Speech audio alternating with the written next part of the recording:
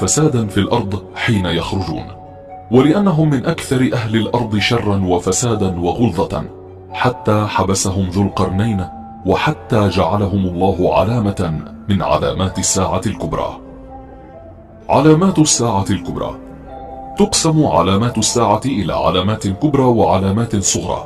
تظهر العلامات الصغرى أولا، بل في الحقيقة فإن عددا منها ظهر لنا فعلا خلال السنين الماضية، ثم بعد ظهور كل العلامات الصغرى تبدأ العلامات الكبرى العشرة في الظهور تباعا حتى تنتهي، وقد اختلف في ترتيبها، فلم يتبين لها ترتيب معين ثابت، وما إن تنتهي علامات الساعة الكبرى حتى تقوم القيامة. وعلامات الساعة هي الدخان، وهو دخان عظيم يأتي من السماء ليغلف الكون كله ويصيب الناس بالفزع، وظهور المسيح الدجال ليفتن الناس في دينهم ويخرج بهم من الإيمان للكفر.